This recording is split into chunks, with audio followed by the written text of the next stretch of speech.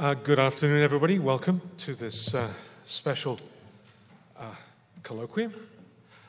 We're very pleased today to welcome Assistant Secretary of Energy, David Danielson, to Argonne. Dr. Danielson leads the Office of Energy Efficiency and Renewable Energy, and that he brings to that department, of course, the really vital and pressing task, transitioning the US to a clean energy economy. But he's an entrepreneur, and he demonstrates his entrepreneurship by actually bringing entrepreneurialism actually into the DOE. He was the first employee of Harper, hired to develop and lead the R&D programming that promised high rewards at high risk.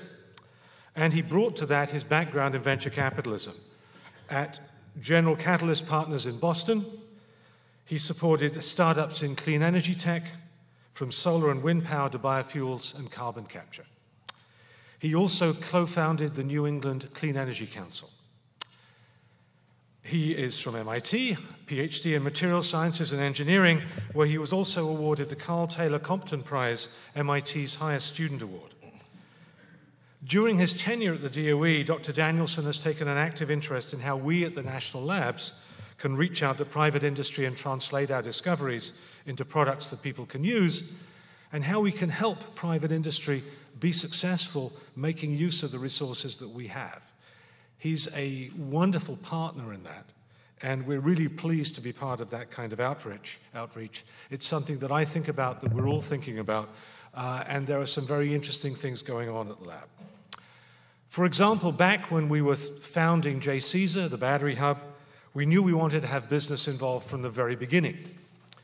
So the close ties that JCESA had with industry have accelerated the breakthroughs they've already made. But of course, JCESA's partners came partly because of the investment that EERE had made in lab programs in batteries over the years and the strong partnerships that we there have. Argonne is also reaching out to local entrepreneurs, like our partnership with Akon, a Gurney-based startup in the semiconductor industry. And last week, we were at the Chicago Innovation Exchange, where we're anchor tenants in a multidisciplinary collaboration and startup, partnering with the University of Chicago. I'll point out that Argonne, of course, is part of bringing the University of Chicago its first ever engineering school.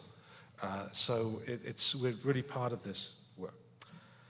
So I look forward to hearing more about how the DOE sees the role of the national labs in the energy business landscape. So Dave is going to talk to us at length about that. I think he's keen actually on taking questions from the audience, and he's insisted that I make up some of the answers if we can't do that. So with that, please join me in welcoming Assistant Secretary Dr. David Danielson to Argonne.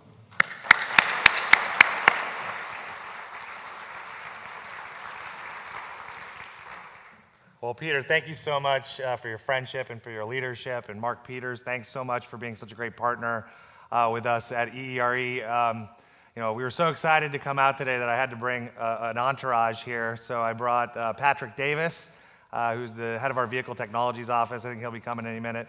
Jonathan Mayle, can you stand up? Jonathan is the director of our Bioenergy Technologies office, formerly with General Electric and now and PNNL.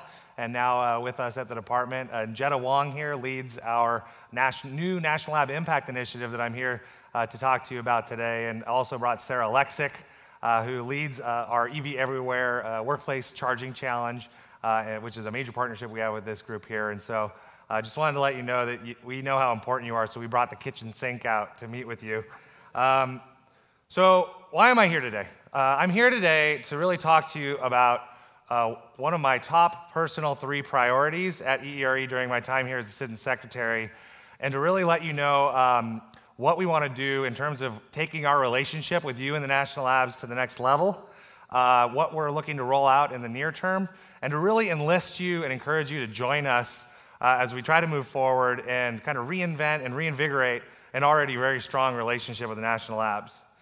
So the baseline here, and the Secretary Moniz, I had to spend a good amount of time with him recently, and it is clear as day that he and I both strongly believe that the DOE National Labs are a national treasure, and that the DOE National Labs are science and engineering powerhouses, as I saw once again today the amazing battery work you're doing, the boriding work you're doing, innovation across the board from biofuels to vehicles to batteries. And we're doing a lot of amazing work, but I'm absolutely convinced, I think Peter and I are convinced, talking to you, I think we're all convinced that if we pull together a little bit more and really think about what we're doing really well and areas that we can do even better, that if EERE is willing to listen and the labs are willing to listen and we're willing to work together, that we can get even more impact out of what we're doing.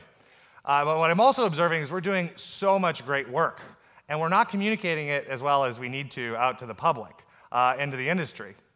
And so I like to say sometimes when I come out to the national labs, I feel like I stumble over diamonds. And so I think that there's an opportunity for us to partner together to make sure that we get the word out to the national lab, to Congress, to everyone of the amazing work that we're doing.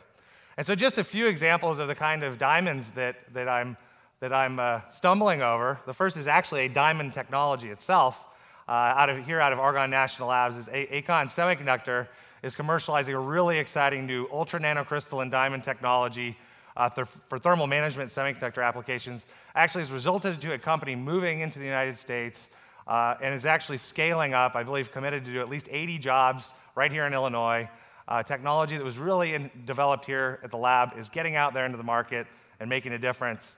Another technology I came across was in Sandia National Laboratories. And many of you have seen heat exchangers, right? Where you, maybe on your computer, you have a little heat exchange. You have a little thin heat exchanger and a fan blowing over it. But at Sandia, Jeff Koplow, who's one of our greatest researchers, he's an idea machine, figured, well, why don't we put these together? And so with that, he invented the Sandia cooler, which is the first revolutionary new demonstrated heat exchanger technology platform that we've had in 4 or 5 decades. And we're already seeing more than 50 companies coming in and trying to figure out how to deploy this, including United Technologies working to introduce this into a next-gen, much more efficient HVAC unit. So that's the kind of disruptive technology we're talking about. And finally, a new technology out of Lawrence Berkeley National Laboratory using nanoparticles and plasmon effects to, for the very first time, develop a universal smart window. Some of you know about electrochromic windows where you can kind of apply a voltage and make the window dark, and then you can let the voltage out and dynamically control it, make it clear again. But no one's been able to control separately the IR and the thermal and the light, because oftentimes you want to be able to separately control heat getting in versus light. So they developed a new technology where you can actually just spray on this technology, and a young female researcher has now spun out this technology, and this also got an R&D 100 award as well. And so these are the kind of exciting new technologies. These are 3 of hundreds that I'm seeing in our national laboratories. And so there's no doubt that we're having a huge impact. But I really want to take our partnership to the next level to even get more of this kind of work. I think I said about a year ago that the vision of our ERE National Lab Impact Initiative was to double the amount of successful engagement with the industry over the next 4 years. And so I think what we want to do is see a lot more of this kind of technology getting out the door. I do want to maybe stop for one moment and tell you a story that I think really illustrates what the Lab Impact Initiative is really all about. So how many of you heard of the Critical Materials Hub, the Critical Materials Institute? So it's a $120 million, 5-year major energy innovation hub focused on critical materials. So how do we get rare earths and other critical materials out of our magnets, out of our phosphors and other areas? And when I went and visited the laboratory, it's being headed by Alex King, who was the lab director at Ames National Laboratory, and he stepped down to actually run this, which was really exciting. And when I visited him the very first time, I got to meet with the chief science officer at GE, and I also got to meet with the lab researchers. And the chief science officer told me that, in the first proposals, the national labs came to him. He was suffering from a problem that they were making really efficient phosphorescent lighting, but terbium was in them, and it's a rare earth. It's mainly only made in China, and they wanted to get rid of it. They really needed to get rid of it to be competitive. And the labs came to them with some really interesting ideas. My guess is they involved quantum dots, ionic liquids, some nanobio self-assembled, something exciting.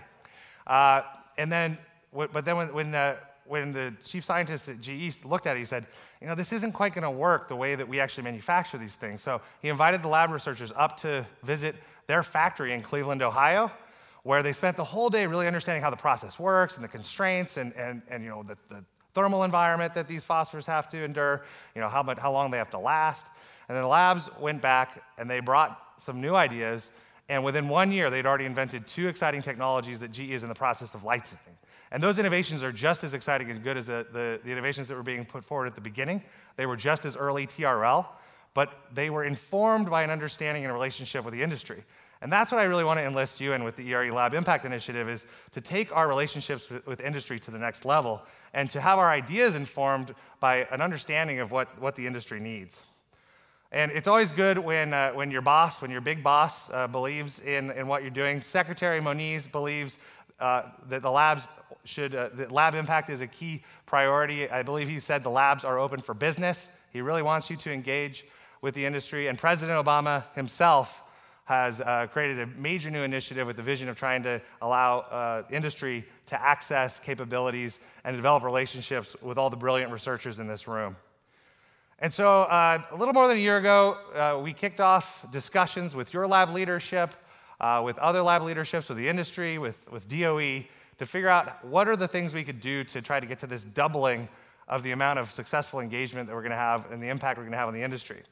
So the first thing we did is we worked together to, one thing I noticed is that the 11 offices that I have at ERE, they were all doing great work, but they were all had a different vision, a different view of exactly the role of the national laboratories. And so what we did with your leadership and others, we've come up with a single document that's going through concurrence at DOE that really defines the principles upon which our relationship is based.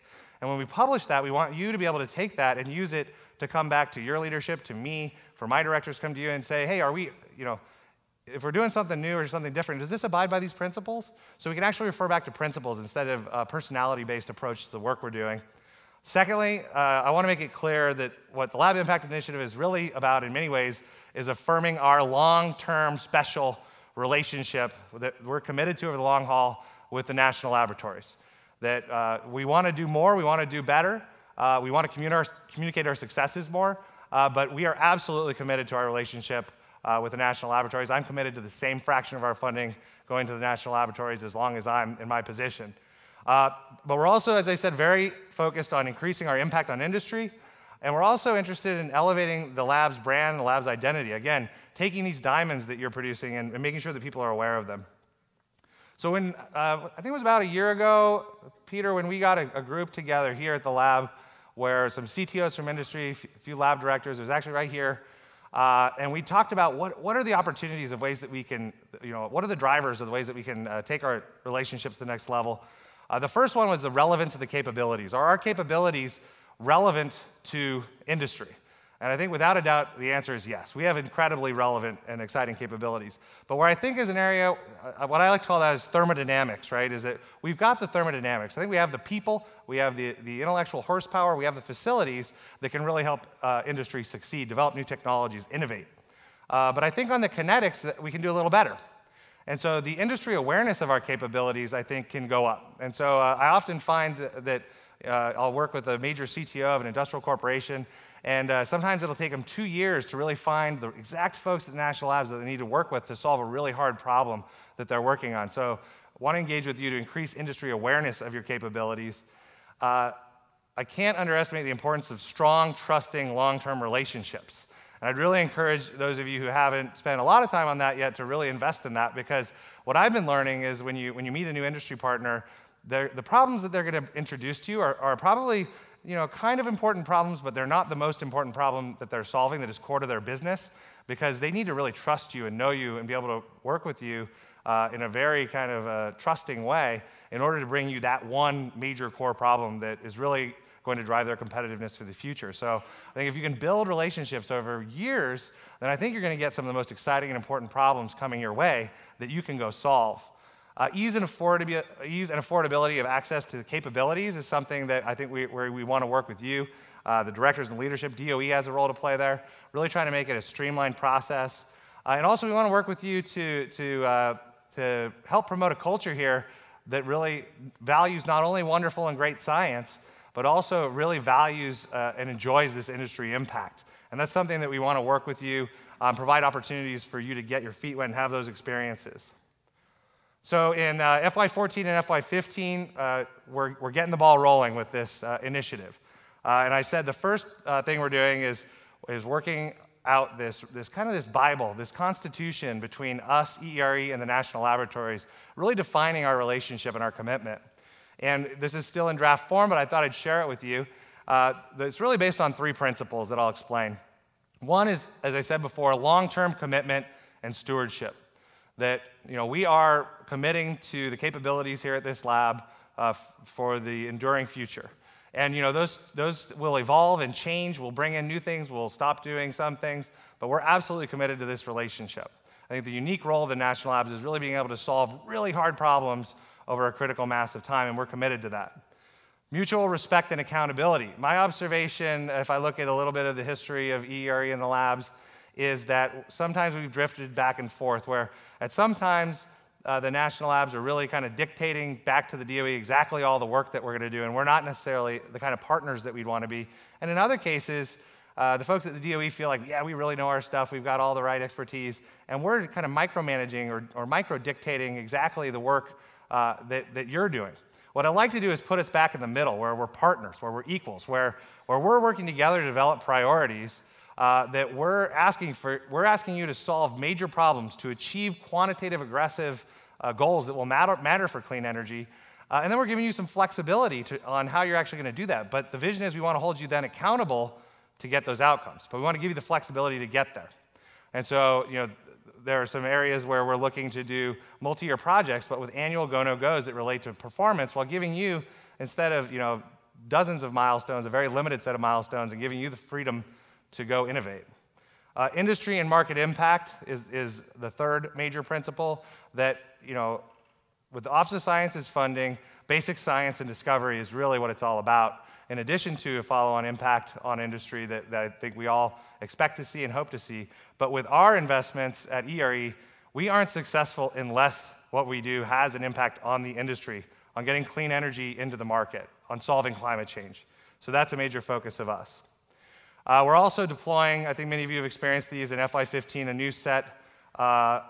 new set of policies, which I'll go through in a moment. I'll walk through those, but that's a big reason why I'm here, is I want to communicate very clearly what we're trying to do with those policies so there's no confusion. And then finally, we're increasing support to help you identify opportunities for tech-to-market opportunities, tech-to-market training, those kind of things. And this year, we're actually we decided to take all the funds that we're providing to the national laboratories and provide an extra 1% for ideas that came from your groups up through our office directors on activities you could do, like industry days or road shows or other kind of opportunities for you to go rub shoulders with industry and explicitly provide you with funding to do that. And so some of the progress we've made, it doesn't sound earth-shaking, but I think it's a big deal. Our first year, we actually got a uniform AOP template. Can you believe it? And we actually got a uniform process. And so now we actually have for one, I know many of you struggled with AOP templates from 11 different offices, 11 different approaches, and that was not necessarily the most efficient way to do business, but it also gave us a snapshot of the kind of work you're doing from early stage research to mid stage research to testing, et cetera. So we have a better picture of where our relationship is that I think we can grow from. And then these new policies we're rolling out in 15 to begin to implement our new relationship include the following, and these were come up with a lot of input from the lab directors and the associate lab directors, and are really meant to reflect this new relationship we want to establish and build with the national laboratories, with you. The first is multi-year projects. We want to commit to, as a baseline, 3-year projects. So instead of kind of year-to-year funding, we want to really commit to multi-year projects. In our view, the best researchers want to work on problems where they are going to have a critical amount of time to get after these problems. So that's something we're pushing for and is happening. We're rolling out starting in FY15 with the current AOP. We want to go to larger projects. We want to go to fewer projects. We want to go to a preference for consortia. We're going to fewer milestones. Each of our projects, we're looking to have an annual major single go-no-go quantitative observable milestone and a single quarterly milestone every quarter.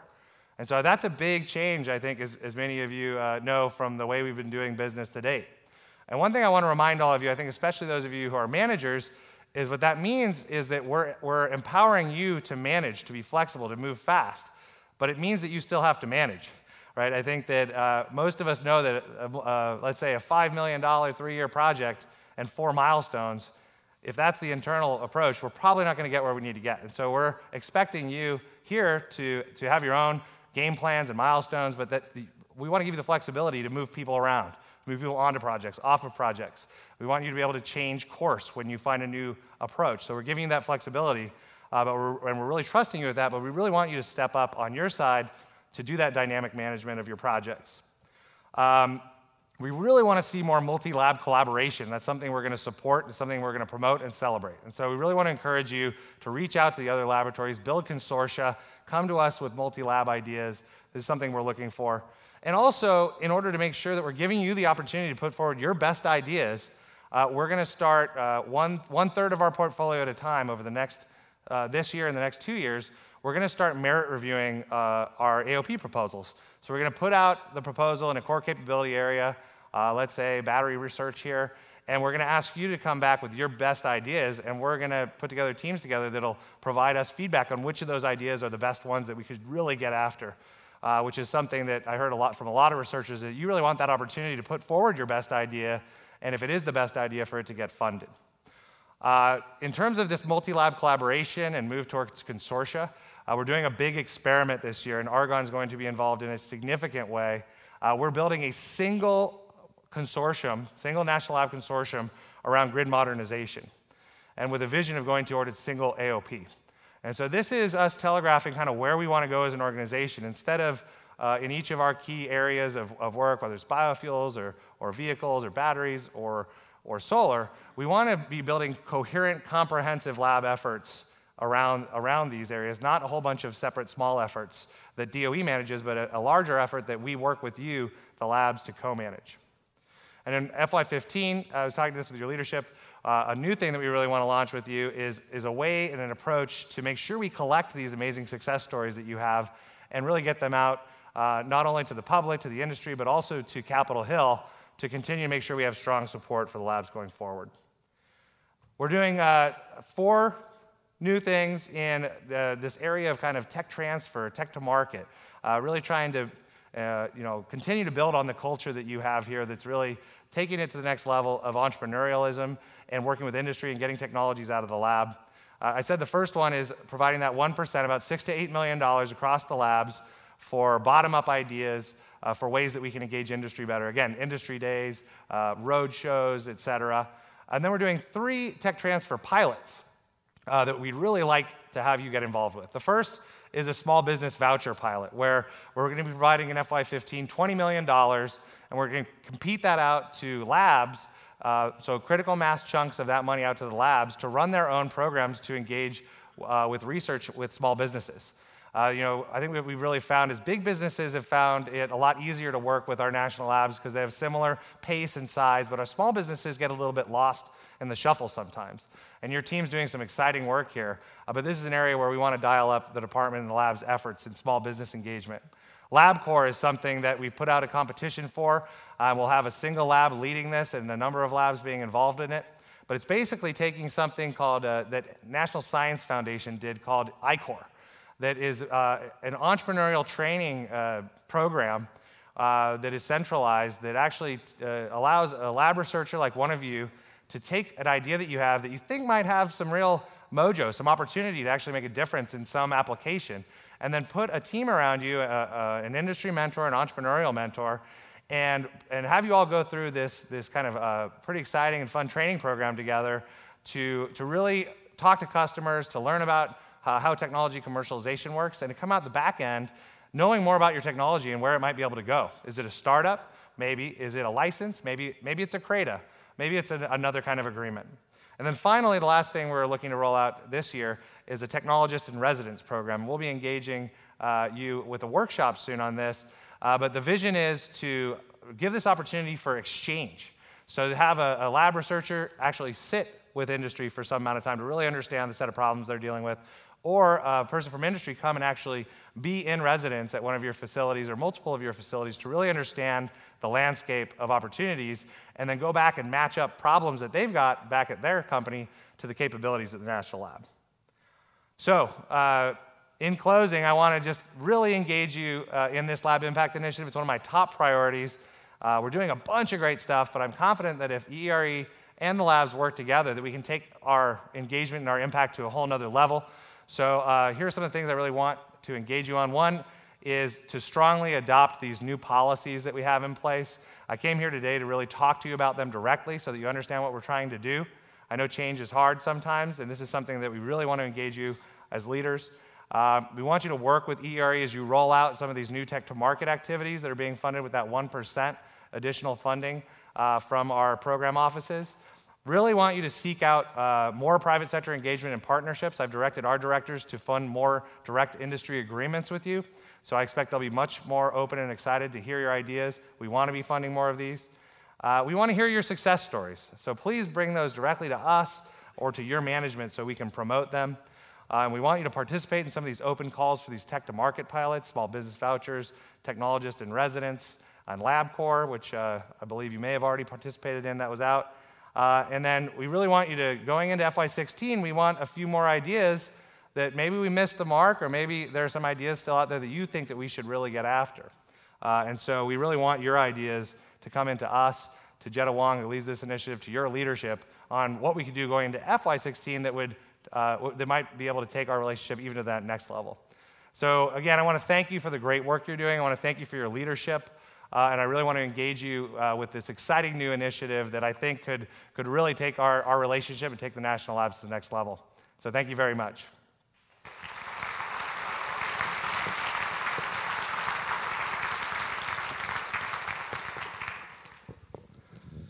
Thank you very much, Dave. That was really inspiring. As I say, having somebody bringing sets of entrepreneurial ideas to DOE into the labs is really great, and we're grateful for this. I suspect that you stimulated a few thoughts from the audience, and let's see if we can get some questions. Maria. Recently, we visited Dow, and we understood that they were having some conversations with you along the lines of partnerships between the national labs and industry. What other companies are interested in this type of engagement?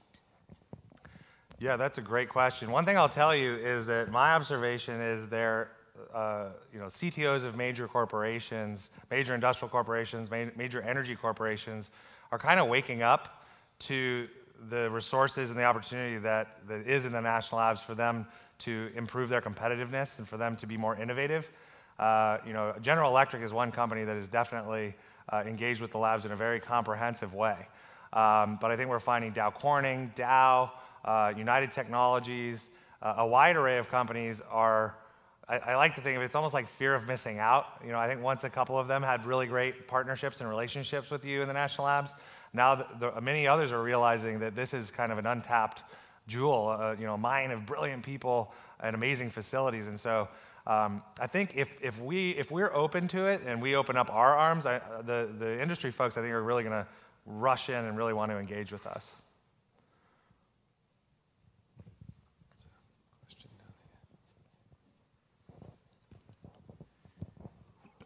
With all the tech-to-market stuff that's been going on, I get most of my funding from the Building Technologies office. And they've been definitely engaging in a lot of T to M, but most of that has been lab technology going to industry, into small businesses.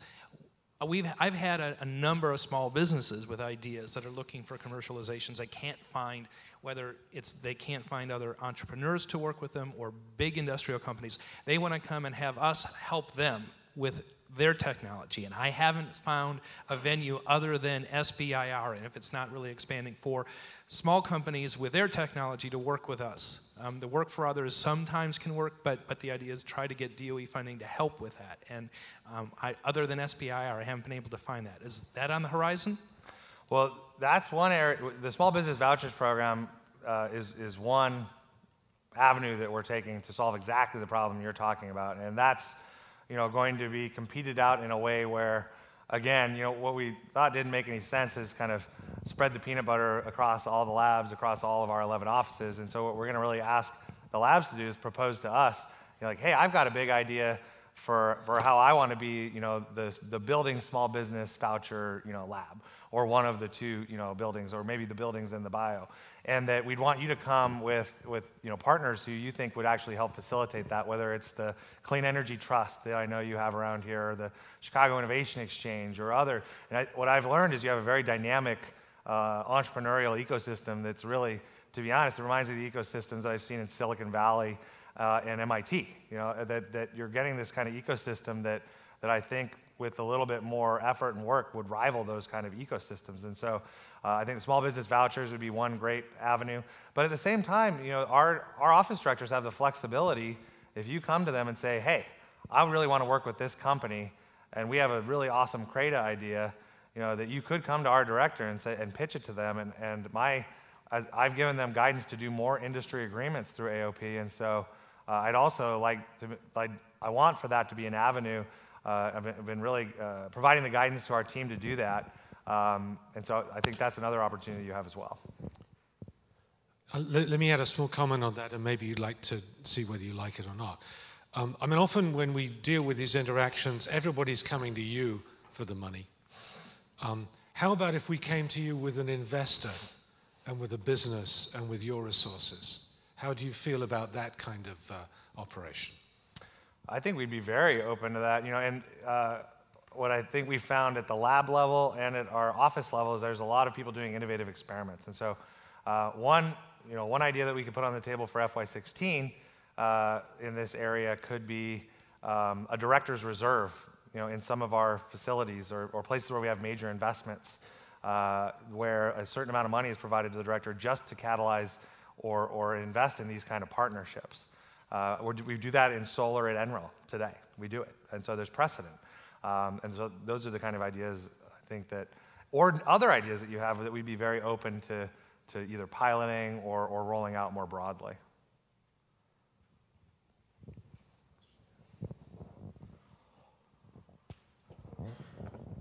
So I work here in the Leadership Computing Facility, which is funded by Office of Science through Oscar. So can you talk a bit about how the different offices are working together this is an incredible initiative, and so it seems like something that DOE-wide would be very attractive. Yeah, I think that this area of HPC, for us, HPC for energy, is a great interest area. And Mark Johnson, who runs our advanced manufacturing office at ERE, I think is really kind of beginning to champion us doing some kind of seedling effort in this area. I'm aware of the HPC for energy work that occurred at Livermore that I think ended up being a great way to get people aware of, people would come with, I think even more broadly, I'd hear that people would come with a problem, and then the lab folks would say, you don't need a supercomputer, but you can use this computer in the corner. And so I do think that there's a great opportunity to just start to catalyze, some sort of seed fund around that is something that I'd be interested in exploring going into the kind of FY16 or maybe even FY15 area. Let's definitely follow up on that. Good. Yeah, to comment a little bit on that, again, from the lab's perspective, we've had a few successes where the lab has been able to glue together programs that connect across the two, and we get a lot of support from both sides. It's quite difficult to put money in the middle unless we do it, for reasons that have nothing to do with DOE, but have to do a bit with how DOE is funded. But I think building those consortia and just advertising them is I think, actually a very helpful thing to do. And as you say at the end, we've got limited HPC resources, but we've got a lot of people who really know how to solve problems. And I think another area where we need some progress is, the Office of Science does a really good job of over a long period of time defining its kind of grand challenges. And one area of opportunity I believe I'd love to tackle together is, what are the HPC for energy grand challenges? Those really important problems that with where the frontier of HPC is going are the problems that the top 10 or top 5 problems we should focus on. One way to help the industry is also, and you mentioned one example, is to have startup companies coming out of national labs. And when you're looking at the last 10, 15 years, national labs have been usually pretty bad at putting startup companies, especially considering how things are working in Europe, where there is a lot of help for startups. So is there an upcoming program that will come that actually will, instead of here is a license, quit your job, figure it out, and come back to me. Hopefully it will work later. But is there something else that's coming up that will help researchers for startup? That's a great question, and I think it's a really important area. With our LabCorp program, I think we're hoping to give folks who have some interest in entrepreneurial activities, but don't want to, maybe you don't know enough about it that you'd want to take the plunge, but but you have a lot of opportunity just to kind of be in that safe zone, to learn about it, to kind of do a little bit of a practice run of it with some mentors and some assistants, but I think this is a big deal around policy and risk management.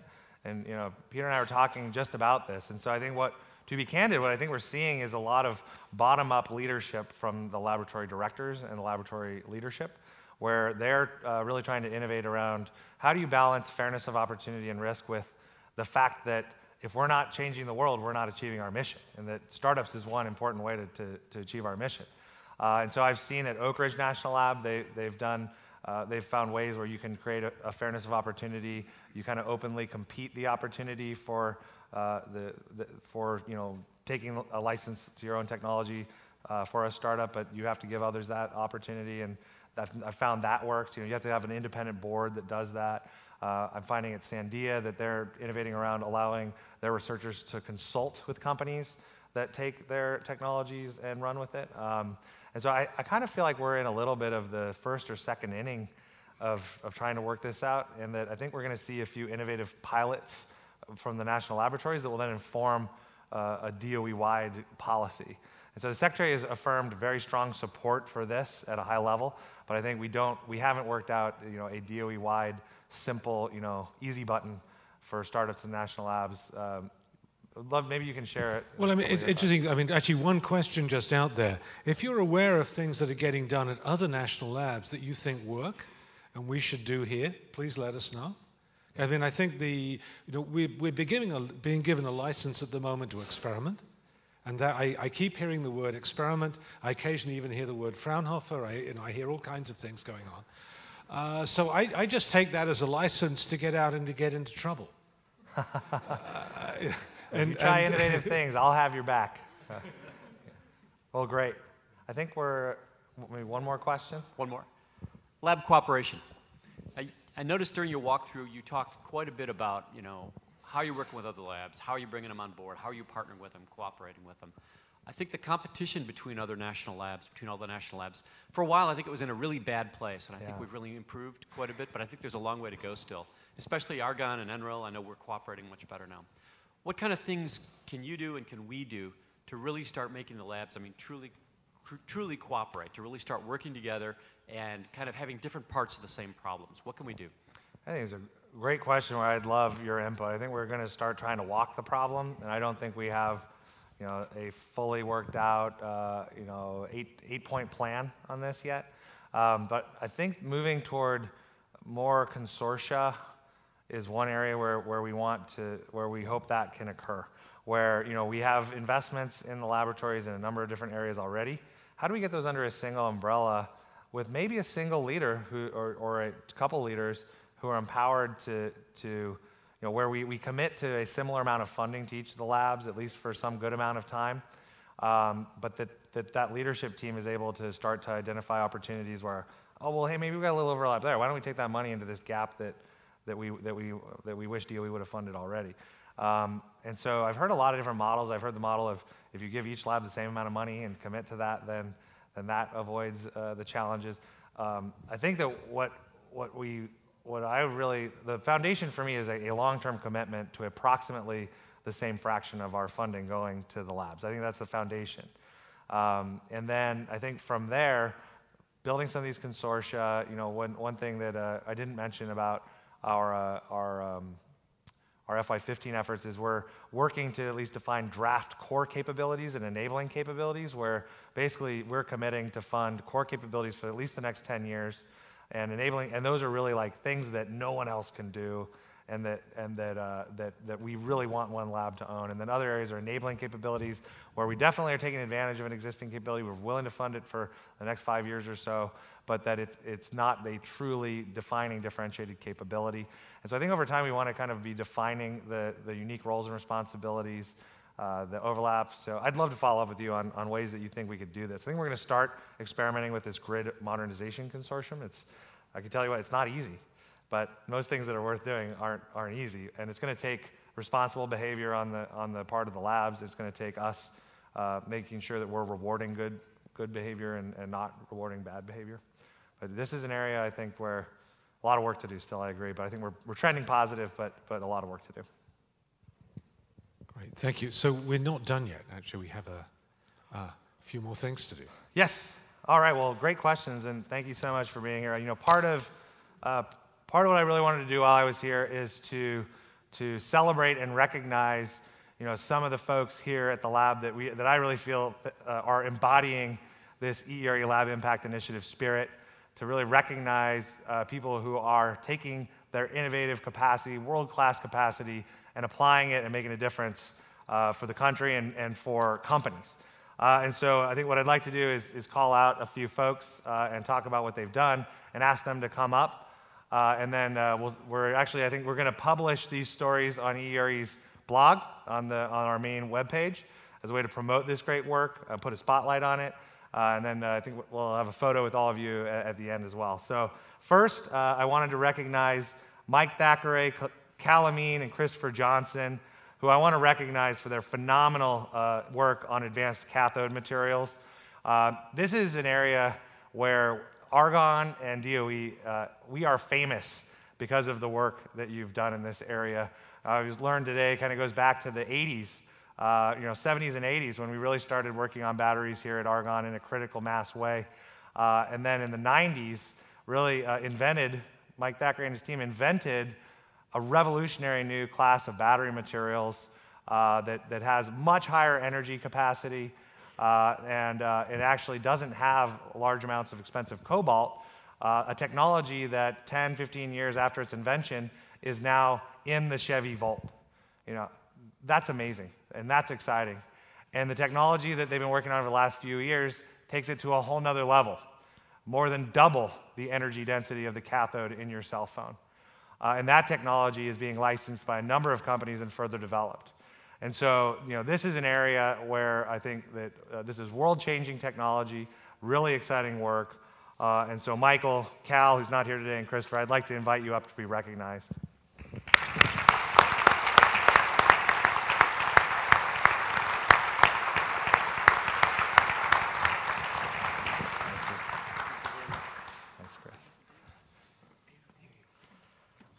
Secondly, would like to recognize Ani Sumant for his work with Akon Technologies. Akon Semiconductor is a local company. It's commercialized Argonne's ultra nanocrystalline diamond technology for thermal management semiconductor components. In September, Akon announced that they will receive $3.5 million from the state of Illinois to set up a manufacturing center near Gurnee, Illinois, that's going to employ 80 people to start, and possibly up to 250 people within 3 years. This could not have happened without the hard work of Argonne nanoscientist Ani Sumant, who was the principal investigator behind the research and led the invention of these new, exciting ultra nanocrystalline films for this purpose. Sumant joined Argonne in 2006 and has won 4 R&D 100 awards since 2011 for his work in the synthesis, characterization, and processing of nanocarbon materials at Argonne Center of Nanoscale Materials. And Sumant has developed and leads a core research program on these materials and has also been successful in attracting funding support from outside entities like DARPA and NASA for this exciting new class of materials. Let's recognize him and give him a huge round of applause.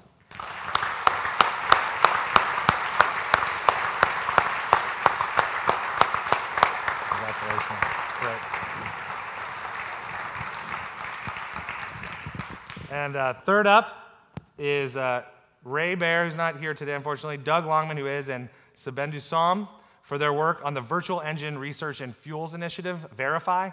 Argonne recently announced a new initiative called Verify to help automakers design more efficient engines by optimizing combustion. Researchers at Verify examine the relationships between a number of different engine components to create cleaner and more efficient engines. Ray, Doug, and Sabendu's work through Verify is the first and only source in the world for high-fidelity, three-dimensional, end-to-end combustion engine simulation and visualization, as well as simultaneous powertrain and fuel simulation with uncertainty analysis.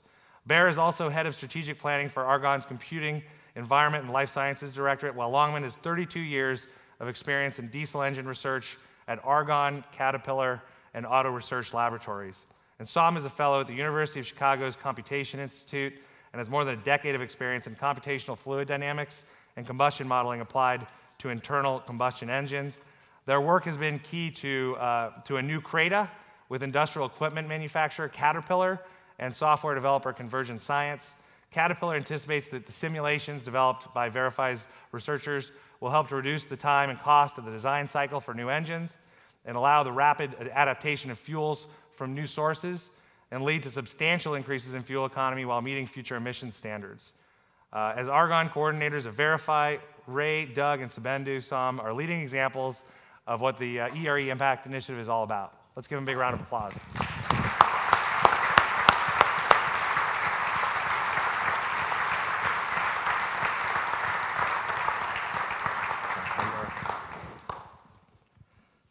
And finally, I'd like to recognize Jason Harper for his work on the SPEC direct current fast charging digital communication controller. Argonne electrical engineer and transportation researcher Jason Harper won a 2014 Federal Lab Consortium Award for excellence in technology transfer for successfully developing and commercializing Argonne's SPEC direct current fast charging digital communication controller that I got to see this morning. DC fast charging, as some of you know, can charge an EV in under 15 minutes versus the 6 to 8 hours needed for lower power charging, AC charging. Technology was licensed to BTC Power in August 2013 for 25 kilowatt and 50 kilowatt fast chargers, which are 100% American made today. According to BTC Power, the technology demand has exceeded expectations, and they have sold more than 31 units, with 21 installed and working and 8 purchase orders in place for an additional 50 units. Harper works in the Electric Vehicle Smart Grid Interoperability Center here at Argonne Center for Transportation Research. He joined Argonne in 2011 and quickly established himself as an expert in the field of plug-in electric vehicle charging and smart grid communication protocols. Excellent work, Jason. This is exactly the kind of work we want to see you guys doing, so congratulations.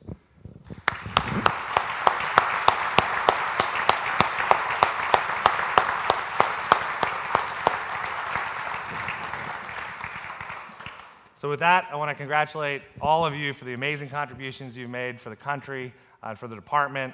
We're really excited about the work you've done.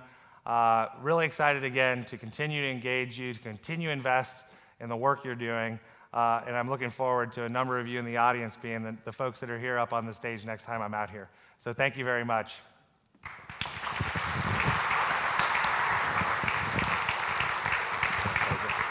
Yeah, so thank you very much. Thanks for that inspiration. And actually, there are many other ones out there. One of the things I'll point out, actually, is that interestingly, this runs across the lab, it runs across the division, and it runs across programs. So not everybody here gets all of their money from ERE, but your inspiration, actually, is going to drive the rest of the DOE to get things right. Thank you. Right, thank you, Peter.